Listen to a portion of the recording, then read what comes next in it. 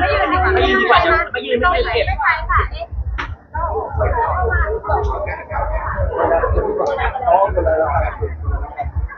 โอเคแล้วผม เรียบร้อยกิบลุก อย่าให้หันหลังนะ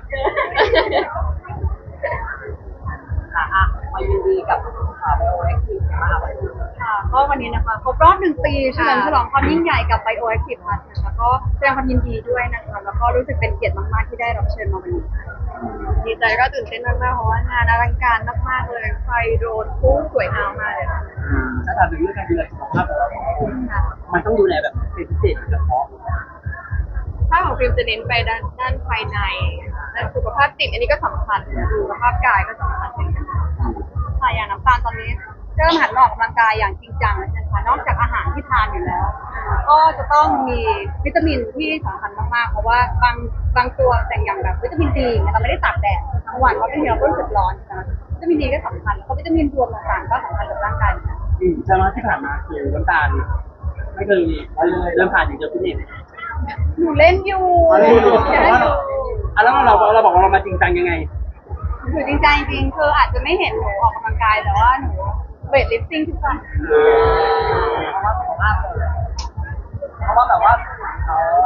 เพราะว่าจริงๆคืออยากสร้างกล้ามเนื้อแล้วกันคืออย่างน้ำตาลเป็นคนแบบเจ็บเข่ามาตั้งแต่เด็กเขาได้รับอุบัติเหตุพอเราแบบเสริมสร้างกล้ามเนื้อมาซัพพอร์ตมันก็ดีต่อสุขภาพอะไรอย่างทีมออกกำลังกายโอ้ว้าวเต้นช่วงนี้มีคอนเสิร์ตค่ะเน้นแล้วก่อนนับซ้อมเป็นการออกกำลังกายเอารวบไปเลยเน้นคาร์ดิโออัปเดตคอนเสิร์ตค่ะก็หนักหน่วงค่ะตอนนี้ก็ซ้อมกันอย่างเข้มข้น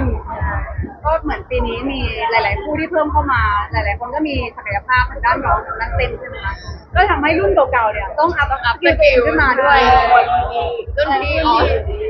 อ่อมมากอย่างรุ่นพี่เตรียมอะไรบ้างเพราะปีที่แล้วเราแบบว่าคัดชิงช้าหลายคนแบบตาตึง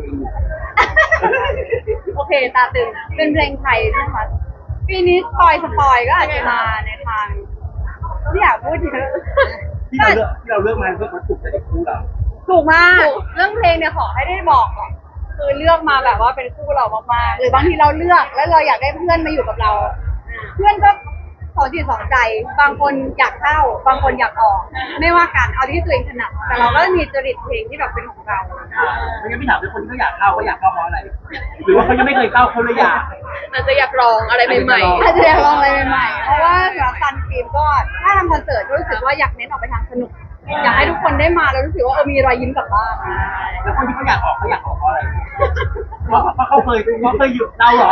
ทำไมอ่ะเราเป็นคนเลือกตีไปนี่ไม่หรอกก็มันแต่จริงๆคนที่เลือกเองอ่ะก็เสนอแล้วกันเสนอของแนวกรุ๊ปไปเลยลืมเหมือนกันว่ายากแล้วฉันต้องมีงานด้วยกลับตัวทันไหมแอบลืมกลับตัวไม่ได้เลยเพราะเป็นคนเลือกมาแล้วแล้วพอคอนเสิร์ตครั้งนี้เราถนัดร้องถนัดเต้นไม่ถนัดเลยปีนี้เราเป็นตำนานปีนี้เขาเมนแดนยังพอไม่ไหวปีนี้อัปเกรดมากๆยิ่งแบบรุ่นพี่อะไรรุ่นพี่ที่หมายถึงว่า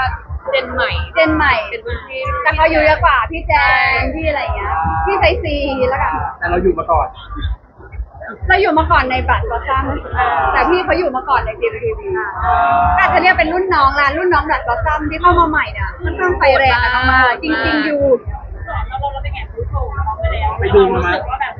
ตัวรุ่นพี่ที่เข้ามาใหม่ก็ตะลึงอ่ะก็แบบอ๋อโอเคเก่งบางพาร์ทที่หนูไม่อยู่หนูก็รู้สึกว่าดีใจที่ไม่อยู่แต่นี่เขาเมนแดนเขาก็โดนจับไปทุกแบบว่าทุกเซสชั่นเหมือนกันเป็นผู้แดนเหมือนกันจริงๆของฟิล์มพูดน้อยแต่ฟิล์มเต้นเก่งอ้าวไม่ใช่หมายถึงนะเพราะว่าปกติพูดมันจะแบบพูดจะงั้นน้อยใช่ไงแต่ว่าเขาพูดน้อยใจหนักเน้นโชว์หนูทุกสุดฤทธิ์แต่พี่เพราะฉะนั้นสำคัญมากๆเพราะปกติจะไม่ค่อยเห็นฟิล์มในที่แบบนี้เพราะฉะนั้นทำโชว์แฟนๆซื้อบัตรมาแล้วแน่นอนแต่จริงๆทำไมเราไม่แบบที่ฟิล์มแต่เอาแล้วหนูใส่แล้วหนูยิ่งกว่าหนูมีเนจี้แต่หนูไม่มีลายหนูเน้นแบบลายมันเน้นฟรีเอนเตอร์เทนอย่างพวกเราจะเน้นซึ้งหรือเน้นโจ๊กมีหลากหลายปีนี้รู้สึกได้ว่าทุกปีนี้อยากโจ๊ก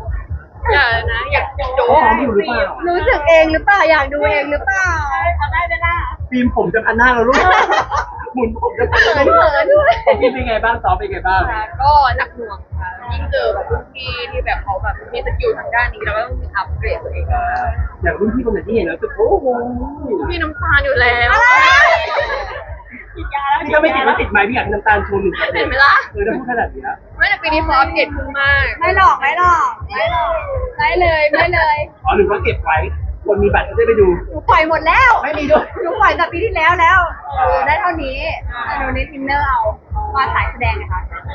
สายแบบ acting อะไรเงี้ยเน้นทินเนอร์